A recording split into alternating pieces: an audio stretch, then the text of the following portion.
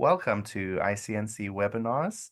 Today we are so glad to be having this discussion, and we're going to try to make it a little bit interactive as well. We will wait for everyone to come into the room, but while you are joining, let's get started. The program today is Supporting Nonviolent Action When You're New to the Movement Space, and it's presented by ICNC's longtime friend and collaborator, Shaazka. We You can follow along on Twitter with at Civil Resistance or by searching at ICNC webinars. Shaazka is a senior fellow with the Terrorism, Transnational Crime, and Corruption Center at George Mason University. She's a researcher, writer, and educator in nonviolent action, focusing on anti-corruption, accountability, peace building, gender, and human rights. Her new publication is Supporting Nonviolent Action and Movements, a guide for international actors with United States Institute of Peace. She's also the author of Curtailing Corruption, People Power for Accountability and Justice with Lynn Reiner Publishers, and chapter co-author on Enabling Civil Society and Social Movements in Untapped Power, Leveraging Diversity and Inclusion for Conflict and Development from Oxford University Press. And I have to say, Shaazka, your book, Curtailing Corruption, I think is the gold standard on books about what people can do within their own power when challenging corrupt societies, bottom up to change the top-down corruption. And you also designed the Freedom from Corruption curriculum, which is a go-to for me and something that I refer people to all the time as well. Thank And you. I expect that your newest volume, Supporting Nonviolent Action and Movements, will be just as valuable to guiding people in their work. So let me turn it over to you. We're so grateful to have you, and I'm excited to see how our discussion unfolds today. Thank you very much, Bruce, and thank you very much to ICNC for this opportunity. And I appreciate all of your efforts and all the work that ICNC does and all the people involved in it. I would like to also thank the United States Institute of Peace for having given me the space to do the research for supporting nonviolent action and movements. Oh, it doesn't come up with my blur screen. Supporting nonviolent action and movements, a guide for international actors. And I'd also like to acknowledge it's actually a very special acknowledgement to everybody, all the people around the world who are engaging in nonviolent action, because they are the protagonists, they are the heroes, they are taking the risks. And those of us who are, quote, external actors, and I guess since I'm not involved in anybody else's struggles, that makes me an external actor. And what we can do is first and foremost acknowledge what they do and thank them, because our learning about nonviolent action comes from them and from many of you, I'm sure, who are in this webinar today. We learn from you. And I say for myself personally, if you find things that I'm saying are interesting, please keep in mind that's because I have learned from people who are carrying out nonviolent action, for taking risks every day in their lives. And also, I want to acknowledge all the international actors that I interviewed for this book, because without them and their trust and their sharing with me, again, I could not have produced this guide for international actors. So in a way, having spoken with them was a way to carry out almost like a peer-to-peer learning exchange, where I took everything that I learned from them, and together with research that we had been doing at USIP, which you'll hear about, and all of my learnings from all of you, put together in this guide. So thank you, everyone. I see we're getting more people every minute, so that's really good. So then, while a couple more people are joining, I'll make my disclaimer for the hour, which is whatever I say today is only attributed to me and does not reflect any institution to which I am affiliated. So please bear that in mind. It's only my views and my personal contributions and nothing else. So having said that, we want to ask you a question now. So we've got a fair amount of people still on. We've started on time, so I know more are going to join us. But Bruce has a question for you. So what segment do you most closely identify as? Are you an activist and organizer, a donor, an international actor that is not a donor, or you work in the NGO or CSO space on a local or national level? We'll give a moment for everyone to share their answers, and this is going to steer our conversation to have a better understanding of everyone in the room.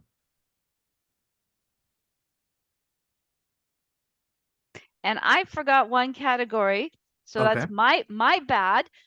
If you are a scholar or academic or researcher, pick international actor. I should have thought to add an extra option, but just go for option 3. Right.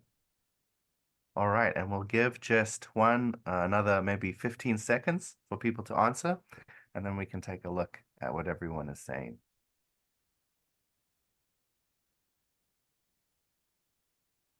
All right, let's see what results we have. We see that the majority of our group today, 55%, is working in the NGO or CSO space.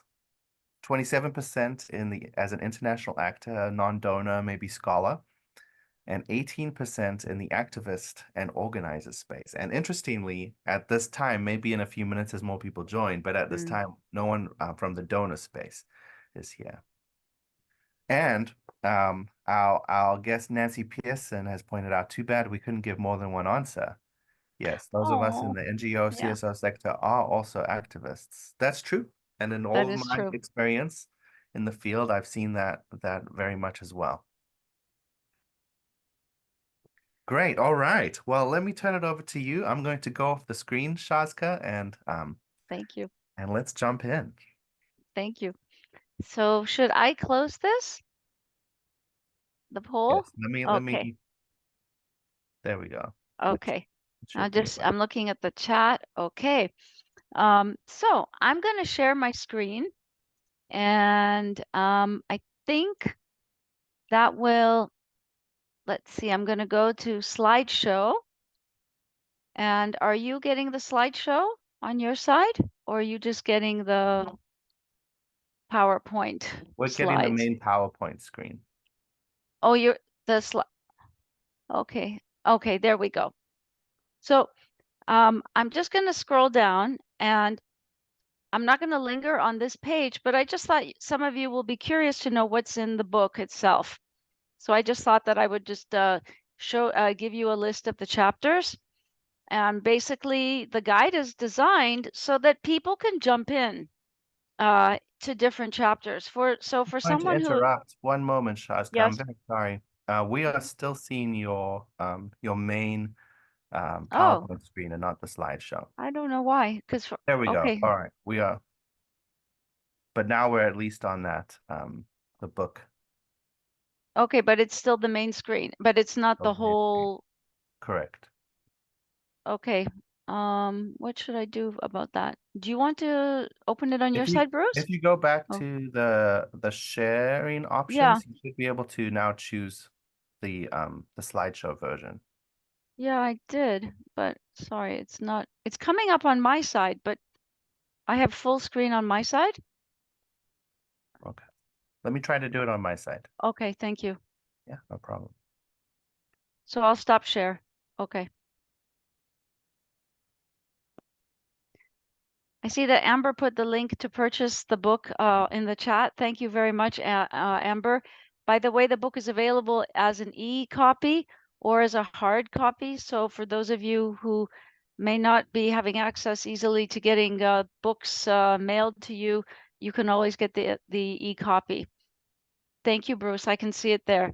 So I just wanted to share with you the table of contents. So you would see that the guide is actually designed so that people can jump in.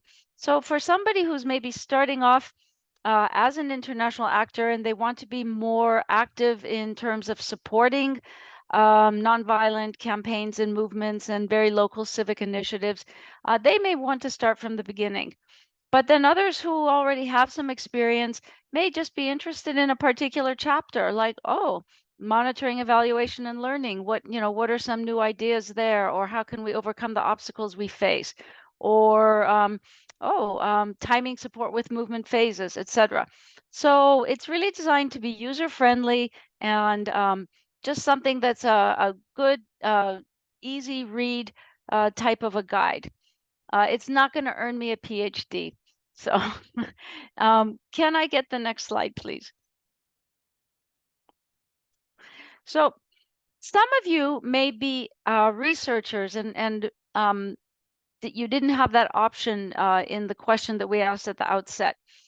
So I just wanted to share with you what was the methodology, not because this is a very scholarly, heavy-duty webinar where I have to go into all of that, but I just wanted to give you, many of you, an idea of what goes into action research, because action research about nonviolent action and movements and campaigns is actually a form of indirect support, because the more we can understand from what people are doing on the ground, the more that can inform us, the international space, the activist space, the civil society space.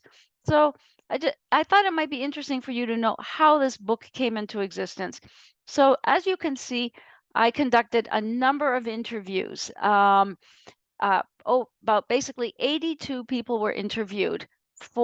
These were international actors, and that spanned the whole breadth of who could be engaged with or supporting nonviolent action initiatives. So that could be our usual donors, donor implementing entities, foundations, donor collaboratives, INGOs, multilateral development institutions, MSIs, multi-stakeholder initiatives. If any of you are not familiar with that, just put a question into the chat and I'll explain it. So that formed a big pillar of the book. The second pillar came from this multi-country investigation that was carried out by my colleagues and I at USIP in the program on nonviolent action. And we examined the effects of external support for social movement actors in 6 countries: Guatemala, Kenya, Myanmar, Nigeria, Ukraine, and Zimbabwe. And this was supported by USAID and the State Department. So here you see actually a very interesting interaction of support, nonviolent action support, because the research itself was carried out by field researchers in their countries. So it was led by field researchers. The support they got and the engagement they got was through our program on nonviolent action at USIP. So we're an international actor. We in turn got the support to do this big research project by USAID and state. So you can see the different layers of support that can go into, for example, action research, and how different parts of the international community can actually play a role in something that can be of value to multiple sectors, whether it's international actors or people on the ground, civil society, etc. And then I did a multidisciplinary investigation to identify current approaches and tools from different spheres like development, human rights, and peace building, that to see if there was anything that could be potentially applicable to supporting nonviolent collective action. And it was interesting. There were things that I found that I think had a lot of applicability. And I'll show you one slide or 2 slides towards the end, just to give you an example of what that is. And then, of course, one always has to do the literature review. So I don't want to bore you anymore with the methodology. So I'm going to move on to get to the first part of the webinar today, which is how do newbies, those new in the space, how can they support nonviolent collective action at the grassroots, whether it's a social movement, whether it's a campaign, whether it's a local civic initiative. So having interviewed all these international actors and based on the research, the USIP field research that was done, I put all this together and into what we could call a strategic self-assessment for international actors. And the first part of that is knowing yourself as an international actor. Evaluate your capacities and your limitations, your comparative advantages and assumptions vis-a-vis nonviolent movements and civic initiatives. So what does it mean? What are your capacities, for example? How do we evaluate our capacities if we want to engage with the grassroots and play an enabling role or a supportive role? So capacities could be identifying our capacity to identify and regularly interact with informal groups and civic initiatives. Do we have that capacity? Or don't we, for example? Do we have the capacity to adapt to changing circumstances on the ground? As we all know, things are never static. And there can be natural disasters, there can be coups, there can be all kinds of things that happen all the time. Do we have the capacity as an international actor to adapt to those circumstances? Do we have the capacity to adjust our policies and practices? Our support in terms of our capacity to learn from what's happening, to learn from what people are doing on the ground. That's an example of the kinds of capacities that we can examine for ourselves in the international sphere. Then we need to ask ourselves, what are our limitations? Especially if we're newbies and we're just sort of getting our toes wet into the nonviolent action space. Do we have limitations in terms of understanding the political considerations of perhaps our engagement with grassroots in a particular country? Do we have limitations in terms of our priorities? I mean, do we have our priorities straight? Are our priorities constantly shifting, for example? Can that be a limitation in terms of our engagement? Do we have the staff bandwidth? Do we actually have our own people power, people within our organization to actually engage with the grassroots? Because it takes bandwidth to do that. Do we have appropriate funding mechanisms if we want to provide financial support? Do we have short timelines? If we have short timelines and everything our institution has been doing has been like project based, 3 months, 6 months, 1 year, or 2 years, how are we going to like shift gears in support the grassroots in terms of nonlinear change that evolves over time? Do we have limitations in terms of power differentials in the way that we interact with the grassroots? Can we interact with them on the basis of respect and equality, or do we have limitations within our institution? Do we have administrative limitations, for example? Do we have very bureaucratic, difficult administrative requirements for any for engagement with any grassroots actor or civil society organization? Is that going to impinge on our engagement with the grassroots, with informal organizations, with nonviolent movements, for example? How about comparative advantages? If we want to know ourselves, we also need to know our comparative advantages. Maybe we have some really good ones that can help us think about, well, if we have this comparative advantage in the international sphere, that would make us, that would help us to actually do X or Y rather than A and B. So that could be about like capacity, for example, rapid response. Maybe we do have a comparative advantage. We can engage in rapid response. That could be a good thing, for example, or that we have flexibility in the kinds of support that we can provide, financial or non-financial, long-term support, for example. So it's important to look at our comparative advantages. And then finally, assumptions. Are we operating on in terms of assumptions? We need to always examine our assumptions, because if we don't, we could put others at risk, and we could also basically not carry out what our objectives are in terms of support and providing an enabling environment. So what are the kinds of assumptions we may have? It could be about sources and types of power in a given society. It could be about nonviolent action dynamics and tactics. Do we have any assumptions about gender roles and minorities in a particular context? For example, gender roles may exist across societies, but they may be very different in particular from context to context.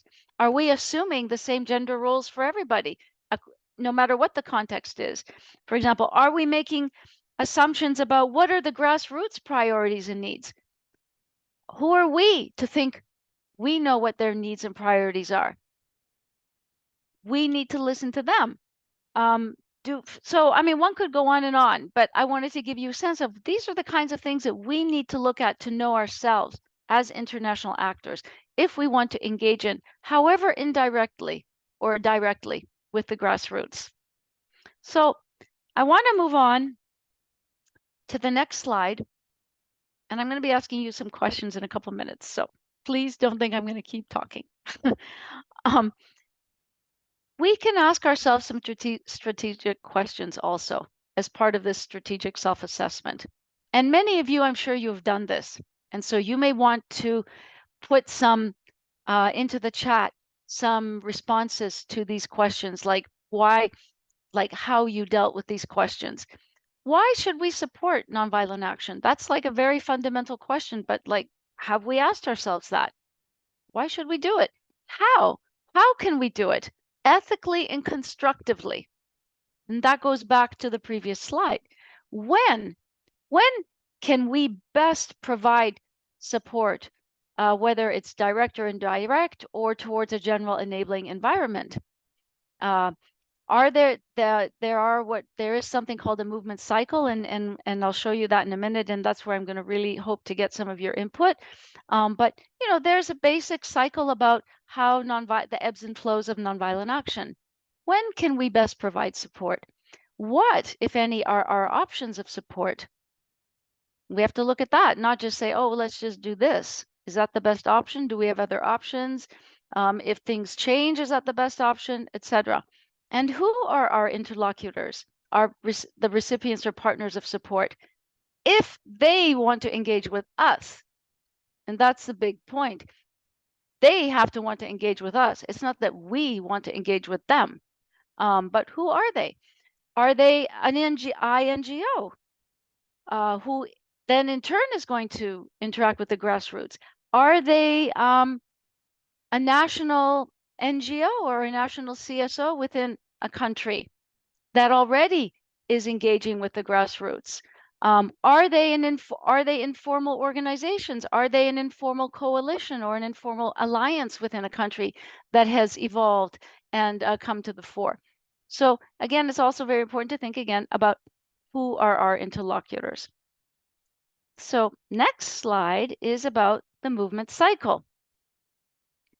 How many of you, I'm just curious, if you want to just raise your hand, how many of you are familiar with the movement cycle? I'll stop sharing so that we can just, or Bruce, should we stop sharing for a second to see people's responses?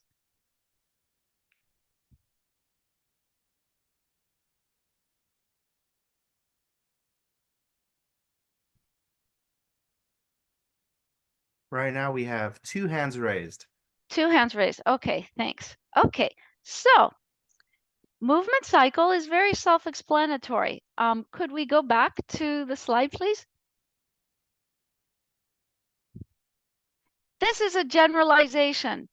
Nonviolent action does not follow this exactly. Social movements do not follow this exactly, but it gives you an idea of the ebbs and flows that go into nonviolent action. So you may have, even before growing public anger, you have an area here. Can you all see my pointer? Is that showing up on your side? Yeah. Even before then, prior to growing public anger, there's an awareness of grievances and problems. For example, People are dealing with grievances and problems, and they may then start at some point to get more unhappy or angry with the problems and grievances that they have. And then there could be a trigger event, but not always, but sometimes there is. So in this area here where you have growing public anger, you may already have some sort of a nonviolent action going on, or it may even be going on beforehand. Before we even get to growing public anger, there may be basically civil society actors that are trying to deal with the problems, and they're engaging with citizens. And they start to engage in nonviolent action at that point in time too. So if we look at this, if there's growing anger, then there's a trigger event. Here's what's called the heroic phase. This is the romantic part of social movements that people see in the media. Oh my gosh, they may see a large demonstration, protests, and things like that, and they may grow, but not always. That's not, again, not all nonviolent action follows this cycle, but this may happen in many instances. And then there may be some outcome, some change here. It could be a law is passed. It could be there could be a scandal and some people are resign. It could be that there's a new government, that a government resigns, or if it's an authoritarian regime, that it basically falls apart, and then some sort of a new interim government with democratic, basically democratic motivations comes into play to hold elections. I mean, many things can happen. But what can also happen afterwards is disillusionment. And that happens because whatever happens here as an outcome is challenging the status quo. Whatever was the status quo that was behind the injustice, the oppression, the corruption, the, whatever, is going to fight back. And so there can be repression, there can be intimidation, there can be, for example, a counter coup at some point, and that's happening a lot. So that's what's called the disillusionment phase. The movement or the nonviolent action might subside because of the intense repression, but that doesn't mean it's the end. It can mean that things go dormant or they just are quiet, but all those relationships, all those organizations may still exist. The people are still there. They may still be in touch. They may still want to resume to address their injustice and problems. And then you may see a resurgence slowly. So my question to you is, if we start from here, which is before anger, if we start here, which is the area where people are living with an injustice or a grievance or a problem. It could be corruption, it could be inequality, it could be land grabbing, it could be the effects of climate change, it could be, people who are minorities who are facing oppression. It could be living under an authoritarian regime. It could be, any host of grievances that are widely shared, or problems that are widely faced. Where at this point in time, and you have some civil society active here, at that point in time, do you have experience yourselves or ideas of direct or indirect support, or support for an enabling environment for civil society that you think could that has been provided to nonviolent action protagonists or civil society? So are there examples that you'd like to share, to put in the chat, either from your own experience or from your observation, where there was direct or indirect support for civil society and nonviolent action protagonists, or for basically supporting an overall enabling environment for civil society and nonviolent action?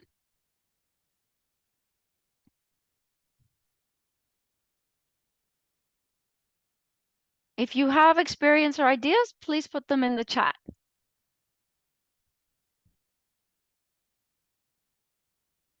And for those of you who don't, maybe at this point you'd like to add something into the chat where public anger is growing.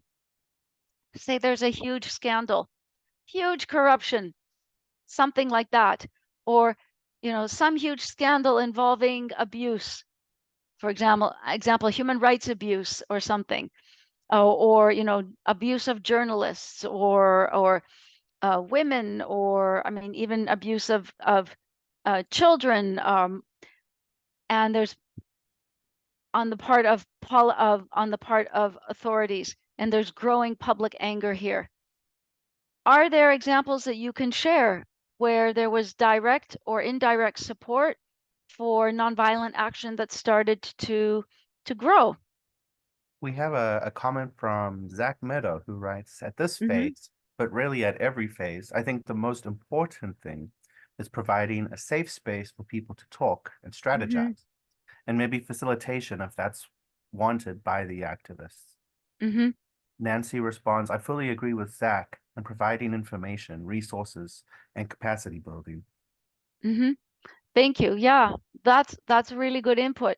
And so what you're saying is it could be, I mean, this safe space is really important, and it could be provided at different points, as you're saying, in time, and it could be for different things. So if it has to do with facilitation or resources and capacity building, even those resources and capacity building could vary at different points in time. What are some examples? Do some of you want to put into the chat some examples of this? My mind goes working with the Youth for Parliament activists in Zambia. What they write Mm-hmm. about in their story is that the support they got from global platforms to be able to have a space just to meet was Mm-hmm. incredibly helpful for them. Before they Mm-hmm. were meeting under a tree, they told Mm-hmm. me, right? But Mm-hmm. then they actually had offices that they could use. That was incredibly useful for them and helped them Mm-hmm. to grow their movement. Mm-hmm. Yeah, so there is a very good example that it's not necessarily support to a movement itself, but it's providing what we could call the enabling environment to enable those people to get together to in that space, whether it's in person or digitally, and it could be getting together within a country or across borders. And so it's a very different idea of support. And in fact, some international actors said that they did that. And they said sometimes the biggest barrier is from people to get from one point to in the country to another point. And we just wanted to enable them to do that so that they could get together and That's form their alliances and learn from each other. So these are really good examples. I that's see Sarah. In my country, we have huge corruption in parliament, and when sanctioned members still own their position. Yeah, the government closed up DGF. That was a strong pillar in supporting civil organizations financially. What is DGF? Um, Sarah, if you hear me, if you could just explain what if just explain what is DGF? Was that a CSO, or was that an international actor that had like a local presence? So so in that case, my sense is that you're also saying it was really valuable it's very important to provide alternatives for people to get together. And Kelly is saying helping spread the news of the injustice by using media resources or writing blogs. Absolutely. That is indirect support. Yeah, it is. And part of that is also solidarity and protection. So all of those things are things that actually we can do in the international community in many different ways. So there are some, for example, a private foundation, to give you an example of a direct way of supporting, of sharing, spreading the news of the injustice, was one private foundation brought a group of women human rights defenders from Latin America to the US on a tour so that they could meet with people from the media here, with people from the government, from different organizations and agencies, to share the news about what was happening to them in their country where human rights defenders were being killed.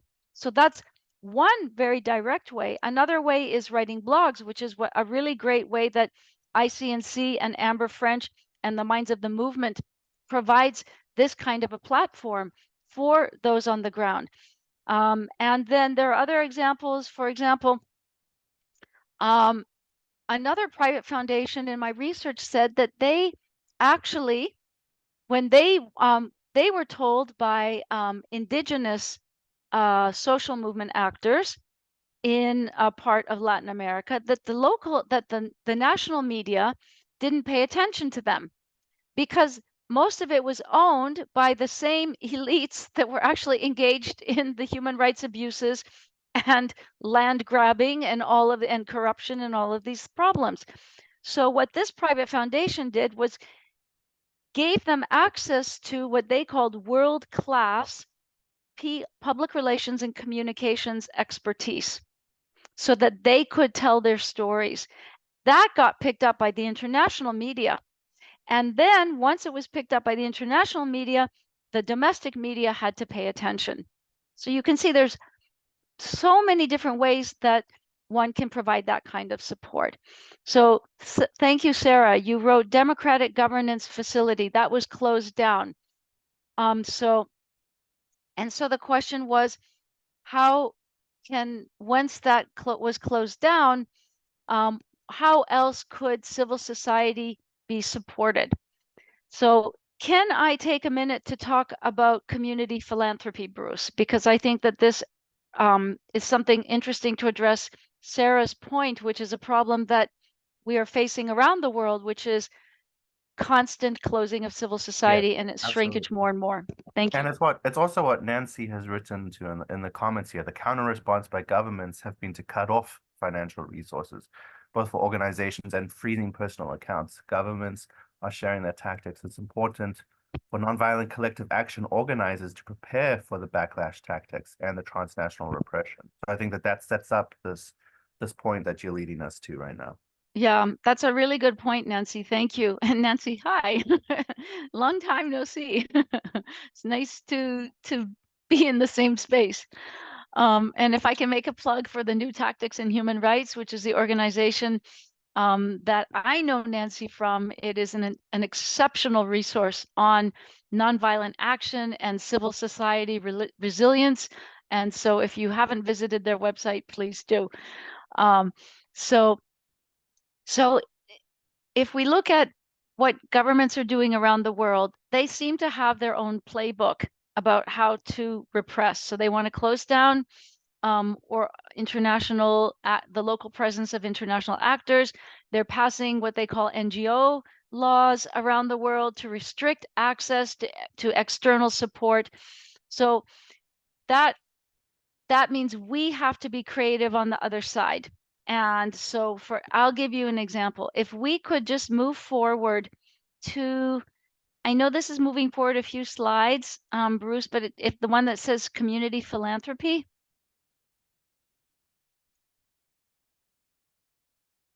there we go. If you're familiar with community philanthropy, raise your hand. And we'll see if anybody can raise their hand on that.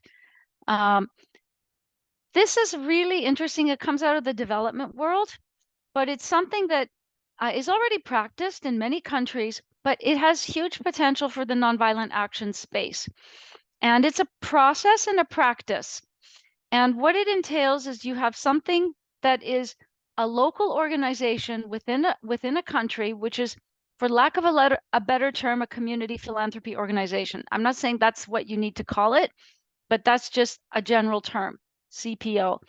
And on the one side, you have an international actor that's providing some kind of financial support to it. Now, it can be direct or it can be indirect. It can come through, for example, an INGO or some other kind of entity. But then that goes to the community philanthropy organization. On the other side, you have support coming from communities. And this is the key. And this is why it has huge potential, because movement building and community organizing involves our people's connection at the grassroots with one another, pooling their resources, basically assuming collective responsibility for their problem, collective ownership of their initiative, and even a sense of collective identity.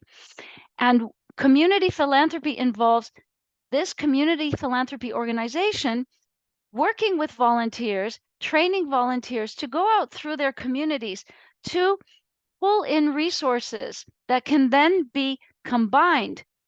And then the community philanthropy organization, which is connected to the grassroots, is then able, with its own decision making, to provide small scale localized support to grassroots actors. It can overcome silos. It doesn't set the agenda. It doesn't have to set agendas. So some of it can involve social entrepreneurship. It can involve things like youth programs. It can involve nonviolent action. It can involve women's economic empowerment. And as we know on the ground, it can even, all of these things are intertwined anyway. So that's the beauty of this. And so we may be calling it on the outside community philanthropy, but I'm sure that these kinds of entities exist and they have their own names in their own societies. And I would just say, for example, from Southern Africa, to me, and this was highlighted by someone I know, an activist who was talking about the guide from Zimbabwe, who was saying, you know, this really, for us, resonates with our concept of Ubuntu. And this is almost a manifestation of Ubuntu. So in different societies, we have our own ways of thinking about community resilience and support, two-way support, communities supporting some sort of an entity supporting communities. So for me, I'd like to just share that as an example of thinking outside the box to overcome some of these restrictions. And if others have ideas that they would like to add to the chat, please do.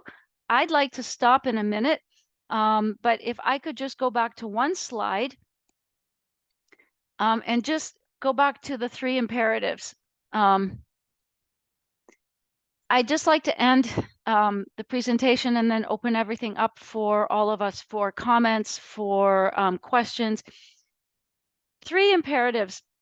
First one, as I think most people in our group today know, international support does not determine the results of nonviolent civic initiatives, campaigns, and social movements. It can provide an enabling foundation or support an enabling environment, but it is not the determinant. Second, and this is always what international actors talk about, do no harm. It sounds very simple, but it's really essential that any international actor consider this. And this goes back to the strategic assessment that they should make. And finally, listen to and respect the wishes and judgments of civic actors and regular people. They are the ones with agency. They're the ones that are making change. It is not up to international actors to say, this is what I think is the priority. This is what I think should be done. This is how long I think it should be taken. This is how we should look at these are the outcomes that should be identified.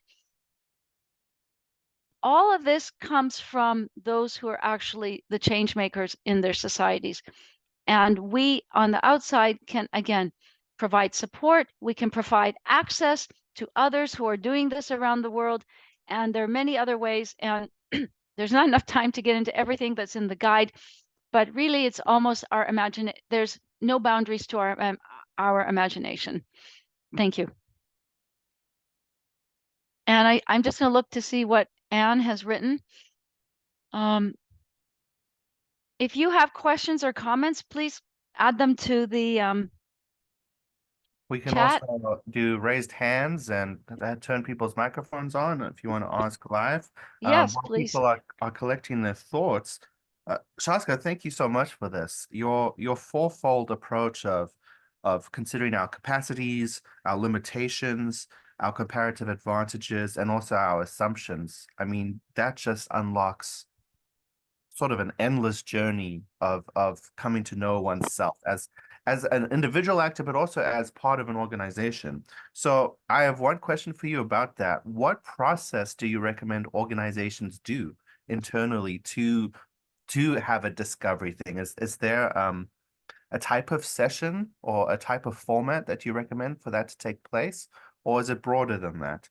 And then you mentioned early on, talking with international organizations, working with movement or nonviolent action groups. You used the phrase being familiar with non-linear change, and I really like that. And I was wondering if you could just speak to that a little bit more. What do you mean when you say non-linear change, and how does that differ then from the ways we tend to think of as external organizations of how things unfold? So those are my setup questions, and then we'll be collecting questions. Please share them in the chat, share them in the Q&A feature. Raise your hand if you'd like to ask your question live. Thank you. Thank you, Bruce. I think for the first question that you had about like how do we do that self-assessment, I think it probably depends on the type of organization that we are. Are we an INGO, for example? Or are we, if we're a big donor, that it would be a very different self-assessment from an INGO. Or are we a private foundation, for example? Are we what's called the implementing partner to donors? Are we a multilateral development agency, for example? So I think it really depends, and I'm apologize that I can't give you like a very like concrete answer to that, but I would say that it's a lot easier if the organization is smaller than if the organization is bigger.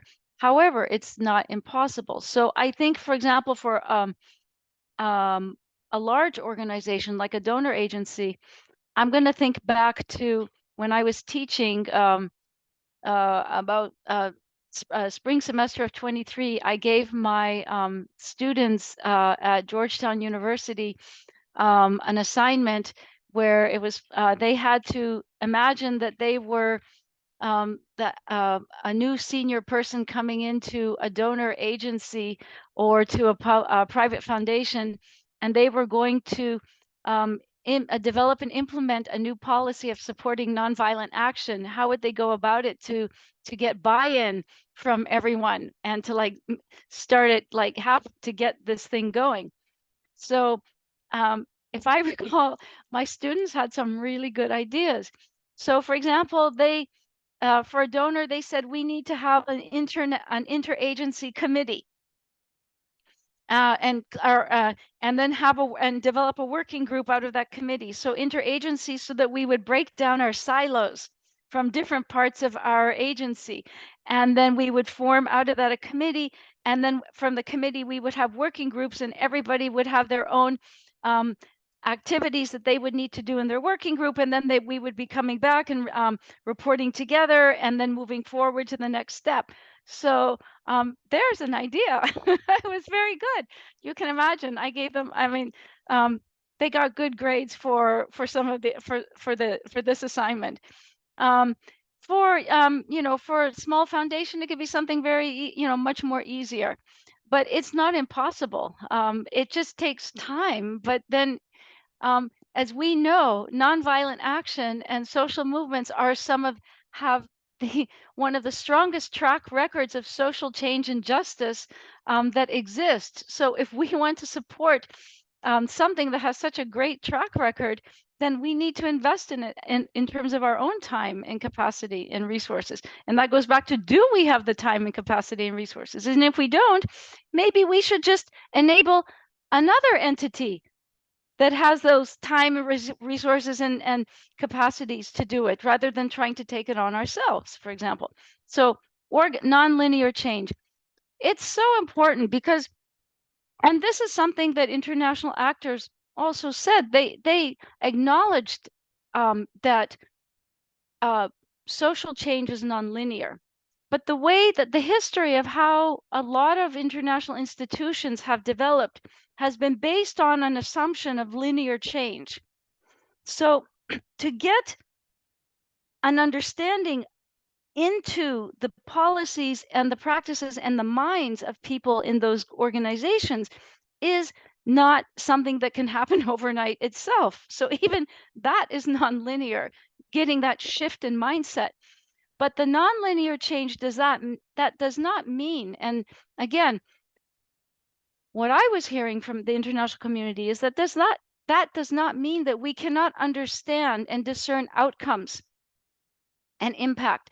It does not mean that we cannot engage in what the monitoring, evaluation, and learning, or beyond that, a better term could be adaptive learning. It does not mean that we can do that. So for example, I have a whole chapter on alternative monitoring and evaluation and learning, alternative ways of understanding change in the nonviolent action space. And so there's a slide in here too, about 2 slides on change, like how do we think about change? And I'll just give you a quote, for example, and this quote always stuck in my mind, and it's in the guide. An international actor said to me, this was an implementing partner of a donor who said, a lot of change, I mean, a little bit of change in a tough context is more significant than a lot of change in an easy context. So to even expect the same kinds of change across contexts is reflecting a lack of understanding of change and the fact that it's nonlinear. Brilliant. What a good observation. We have a hand raised from Zach Meadow. Zach, I'm gonna turn on your thing, and your camera's there if you want to turn it on too. Hi, can you hear me? Yes. Okay, excellent. Thank you so much, Bruce and Shaazka. This has been great. Shaazka, I'm a huge fan of curtailing corruption. I actually just gave copies to some of our anti-corruption partners in Central Asia. I work at the Great. Eurasia Foundation. Wonderful. And okay, so I wanted to ask a sort of bundle of questions that kind of revolve around, well, I'll try and keep it short, but all revolve around actors, working with actors, local activists, and CSOs who, in a sense, don't see themselves as movement actors. And so I'm specifically thinking about 2 groups. One are, let's say, traditional civil society organizations who have been receiving international funding for forever. And, the model is, for one reason or another, not working anymore. And they know they need to make a transition. And so they need to adopt more like movement-oriented principles. The question one is how to work with this group. And then the second, which I think is actually more common and more challenging, is, this, again, traditional CSO where they're, say, maybe like don't know that they need to make a transition to more grassroots, more constituency-oriented work. But we can observably see from our empirical work in their country that movement-oriented work is simply much more effective than whatever type of, more traditional kind of advocacy they're doing is. Do you have suggestions or advice on how to engage with these groups, and where, I think a bit of an ethical question in my mind is, where do you draw the line around sort of pushing people towards a movement mindset versus letting them kind of get there on their own? Okay. Thank you, Zach. Thanks for those 2 questions. Those are really fundamental questions that I think a lot of international actors face. And for those of you who are all of us today, if you also have thoughts and ideas to respond to Zach, please put them in the chat. So, and then we can look at all of our responses together. This thing about reality that some local actors and CSOs don't see themselves as movement actors, and traditional CSOs getting traditional funding, the model's not working. So this is something that, and then the second part about traditional CSOs not realizing that they need to make a transition.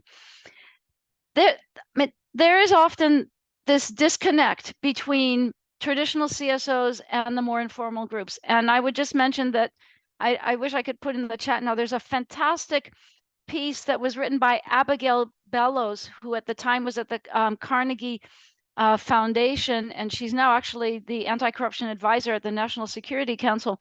And she wrote a brilliant piece on building bridges between traditional CSOs and grassroots actors in societies. And I think Bruce is looking, maybe he's looking for it. He's going to put the link in there. But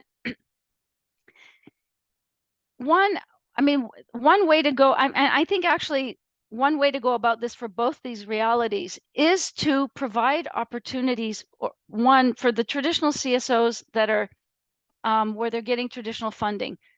One option that actually came from an international actor was to support grassroots actors with financial support that they in turn could give to traditional NGOs that had expertise and capacities, and to actually collaborate with them. So it was flipping the whole sort of trajectory. So the grassroots actors could go to the traditional NGOs and said, we would like to work with you. You have this expertise, whether it's legal or it's, about, different things. It could be about, all kinds of things. We want to work with you and we want to give you support. Would you want to do this research or do this work with us? So that's a nudge, but it's a nudge that's coming from those at the grassroots. That's just an example. But I think more broadly to that question, it's about enabling people to come together. So enabling maybe grassroots actors and the more traditional NGOs to have contact with each other, where they can work these things out, where the traditional NGOs can be talking to the grassroots actors and saying, we're facing all this. There's the NGO law. We can't do this.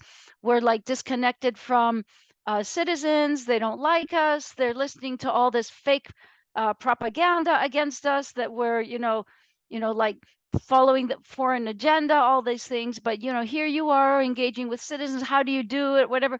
So it's actually enabling them to figure these things out together. And that can be done perhaps in their own countries, or maybe it can be done outside, like at a conference. So right now, in Lithuania is the International Anti-Corruption Conference that happens every 18 months or something. I'm not there. I'm really sad. I wish I were there. I'm missing it. But providing support so that people from, you're bringing people from civil society in a country that you want to, that there's a lot of anti-corruption, for example, interest, or interest in land grabbing or this and that, and you're bringing them there. Bring in people from different parts of the civil society and give them a space at the conference to talk to each other, to start making their connections by themselves with no agenda from the outside. Yeah. Traditional CSOs, they don't realize they need to make the transition sometimes. Again, I think it's more of these exposures to different parts of civil society themselves to develop these connections organically.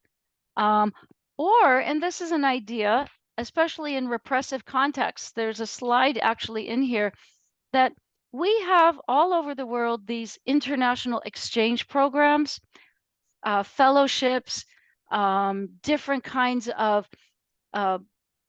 visiting scholar programs, all these professional programs, for example, for lawyers or judges or civil society. Why not introduce an element of exposure to nonviolent collective action into these programs that already exist? Chevening scholars in England, Fulbright, Hubert Humphrey here, Eisenhower, IREX, you name it. Then even for government officials. So you often have government officials, integrity champions, reformers that are being taken out of their countries and brought to other places to meet with their peers, for example. Why not introduce an element to them to see how nonviolent action in civil society can actually help them in what they want to do as reformers and integrity champions, or to see that there's complementarity between what's happening in civil society and the grassroots and what's happening within the elite circles. So again, there are lots of ideas. I bet if we all put our heads together, we would come up with 50 ideas in an hour. We have a hand up from Sarah. Sarah, I'm going to allow you to talk. Feel free to unmute yourself and share your comment or question.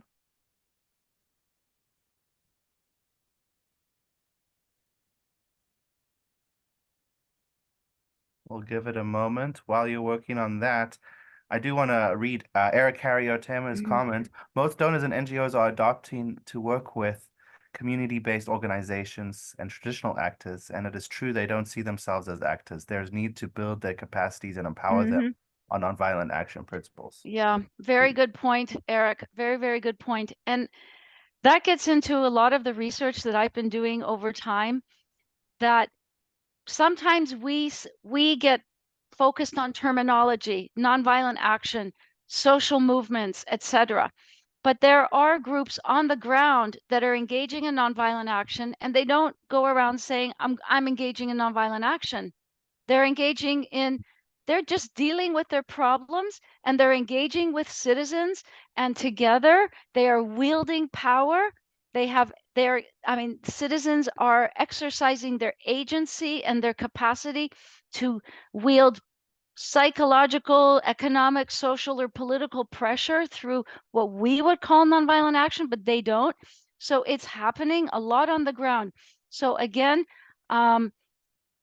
it's if we cast a wider net, we will see that as donors or NGOs, we can see that people at the grassroots are doing this. It's just that they're not labeling themselves as nonviolent action protagonists per se. And their capacities can be, like you said, yeah, there's a need to build their capacities. And what's really great is to bring them together with people who are doing this in other countries so they can learn. So for example, community-based monitoring. It's something that's practiced in many parts of the world, in Asia, in Africa, even like Afghanistan to this day, it's still being practiced. It can be called social audits, it can be called different things. But what it is basically an exercise of nonviolent action. Wouldn't it be great if we brought people who are experienced in this from different parts of the world to come together and say, okay, let's share what we're doing. Let's learn from each other. Let's talk about our difficulties. Let's talk about how we overcome them. Let's talk about the problems we face in getting support from the international community, for example, because, and how can we talk to them differently, or how can we find alternative ways of support, for example, through community philanthropy. That would be really amazing, because for me, it's like the what people are doing on the ground that we don't see is, I think we would just be like amazed at how widespread nonviolent action is underway around the world right now. If we lift that last veil from our eyes. We've lifted off a lot of veils, but maybe that last veil that you've mentioned, Eric. Thank you. And really Sarah, sorry, Sarah, Yes, can you join us now? yes, I'm here. Great. wonderful. Yes, thanks so much for organizing this. It is a learning experience for me. So, like in my country is Uganda. What happens is that the government or the ruling party, local, for example, industries or corporations that would love to support any civil society that is doing great work. So we find it hard to even mobilize now funding from the local community. Like an instance happened, we even had an umbrella organization. It is called the Uganda Women's Network. You wake up one morning, all accounts are frozen, leaders are detained and everything. So like, what can we do to achieve this? Like I don't know even what we can do. Even because even if we riot as women, the government doesn't respond or do anything. The high rates of corruption begins from the president, from the state house, from his administrative costs, parliament, and everything. And yet there is no service delivery in our country. So it becomes hard to get funding. I don't know what we can do to do that, to get funding, or even like locally, because even those who contribute locally are frustrated May I ask you, why are those who are contributing locally frustrated? Like if the government knows Oh, that now you are raising funds and the community is giving you funds, then they will start like giving them high taxes. They will begin saying the company engaged in illegal items. So like they are frustrated, and even some of them leave businesses. So it is kind of hard now that even we are even going to elections in 2026. Campaignings are beginning next year. So everything becomes hard. You are describing such a huge problem. And I really wonder if we need like a whole nother webinar to talk about that, because it's really fundamental. It really is a huge problem. Let me It's like, just yeah. let me just point out real quickly, and we've gone over the time that we had scheduled. We'll continue till 1:15, if that's all right. Okay. We understand if anyone has to leave early, feel free to. There'll be a recording of this, but if anyone's able to stay on for these last 8 minutes, let's make sure we just spend a little bit more time on this, and we'll also consider if we can open up a larger discussion on this in the future, because Sarah, yes, this is a crucial question. I'm just wondering, this basically, it's like a cat and mouse game, that the minute you do one thing, the cat comes and gets you. And then you try another course of action and the cat tries again to get you.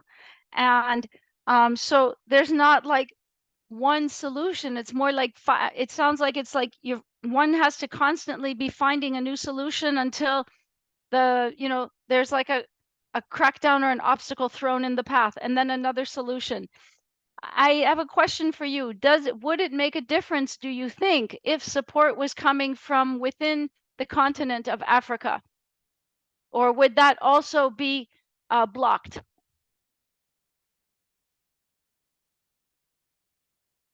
Maybe someone must have like several accounts. Yes, No. because now when they start suspecting that now you're getting money from maybe Zimbabwe, where the first time it is okay. When you continue like the second time, the third time, then you're questioned. Maybe you need to open up this account. When it receives money, you close it, then you open another one. Yeah. Yes, probably that. And what if support was coming, for example, from a foundation or a multilateral institution in Africa? That was like, would that make a difference? Would it be difficult for the government to crack down? Because then it would look bad, for example. I'm curious if you think that would make a difference. Like if it was coming from a private foundation in Africa or from one of the multilateral development institutions or agencies, for example, an organization or a government agency from a different country in Africa, would that make a difference? Would it be more difficult? I think it is not. It is not. Yeah, it is not. It is not more difficult. Yes, because now they will know maybe you are. If it is from a country where they have like good relationship with them, those things.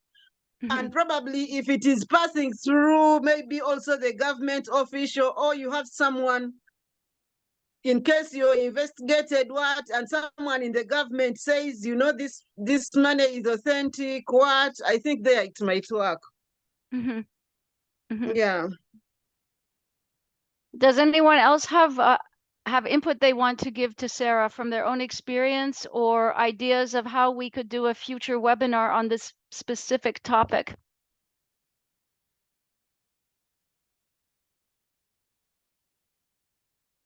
Makosi writes, the biggest challenge is infiltration of organizations by state agents.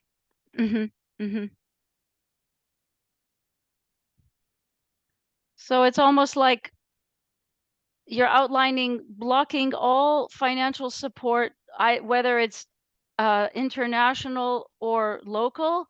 It's about infiltration. These are like, you're identifying major challenges that people are facing now. Anything else that you would want to sort of address in a future webinar together? Makosi's raised his hand. Do you want to speak, Makosi? Yes, I just wanted to allude on what Sarah was saying. Mm-hmm. The issue is we discover that some organizations will be infiltrated by state agents. So the moment any money comes into the coffers of the organization, there's already someone who will be reporting to government agents about the funding and how it was procured. So at the end of the day, it's sort of like a tracking mechanism of all monies that are coming in, since they'll be talking about illicit flows and they'll be talking about that there are other organizations that will be pushing terrorism and all other stuff. So that's what really affects our community-based organizations. And sometimes if you are known to be an activist or to be an organizer, definitely there'll be people who will be following you, looking at the kind of the work that you are doing and always giving reports about what you are doing. So the issue, there are so many issues that affect especially African CSOs when it comes to funding from outside or even funding from within.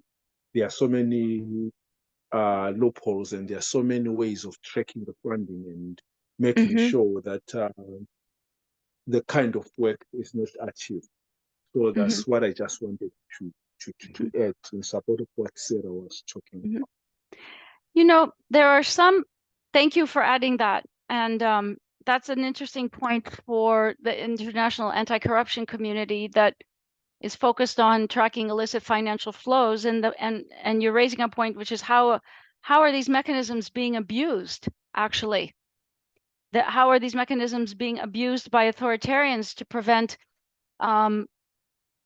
grassroots organizations or authentic civil society organizations from accessing support? But I mean, I think that it could be very interesting to learn from movements, social movements that take no international support whatsoever.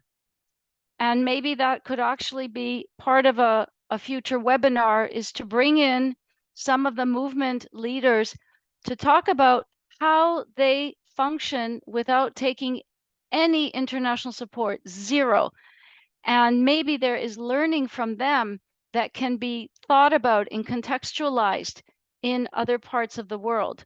So, for example, there are social movements in India that have always made it a policy to never take support from international actors. And I think it would be so interesting to learn from them about how they do it. And do you think that this would be of use to you, Sarah and Makosi and others in the chat, in the group? Would that be something you would want to have a webinar about? Yes. Yes, Okay. that'll be okay. That'll be nice. Okay. Yeah, Okay. I think that would be a fantastic way for us to start digging into these challenges more specifically. So thank you for proposing that. And Sarah and Makosi, thank you for your really insightful thoughts on Yeah. these articles. We're coming to the end of our time together. I'm so grateful. And you know that that the topic is important when you finish the webinar with even more questions and even more ideas and the desire to dig even deeper.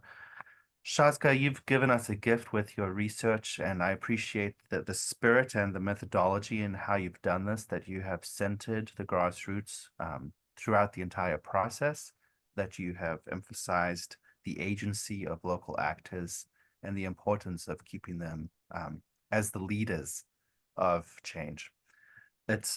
We've only scratched the surface. I highly recommend that everyone here goes and reads Shaazka's writing. It is so accessible, and as she described it in one of the early slides, you can jump in to the point where you need to and move through it and get from it exactly what you need. Shaazka, thank you for joining us today. Do you have any closing comments before we wrap up? I just want to thank everyone for their participation and for sharing, especially difficult situations that they're in. I just want you to know that all the work that I do is because I admire and I value everything that you do. And if there's a way that I can contribute by the research and the work that I do on the outside, that's what makes my my life of worthwhile in a way. So I just want to recognize and acknowledge all of you, and I want you to know that I'm here, and many of Bruce and others at ICNC and so many organizations. We're basically here doing what we do because we want to support in a way what you do, because you're doing the hard work, you're doing the heavy lifting. So all my respect to all of you. And I'd like to just put my email in the chat. Feel free to get in touch. And while And you're I, doing that, let me ask you, Shaazka. yeah, One of the attendees asked if they could have the full slides. Are these going to be something that can be available to us, or is there a yeah, different way that we should access the information? no, I can provide the slides. I'll provide Bruce the slides, and then is it possible, Bruce, for you to share them with the I participants? can send it to everyone who registered. Okay, great. What's wrong with my, I think I have, okay, okay, there we go. No, something's, Let I don't know. me see if I can. I If don't I know what I've hit something here, and it's like not letting me on my keypad. Yeah, your Gmail address, right? Yeah. All right, here we. Okay, here we go. I've got. Oh, we got a double. Okay. So feel free to Okay. copy and reach out to Shaazka. And if you want a copy of the book and you're somewhere where you can't access it, but you really, really want to read it, just send me an email and I'll see what I can do somehow to get you an e-copy or some I'll do my best. Okay. Thank you. Thank you, Wonderful. Thank everyone. you to Thank you. everyone who shared your time with us, your wisdom. We're grateful for it. Let's keep in touch. ICNC is doing another webinar on Friday, Activism in Exile. It's in Arabic with English interpretation. You're welcome to join. Everyone have a wonderful day. Shaazka, thank you again. We'll be in touch. We'll talk soon. Bye.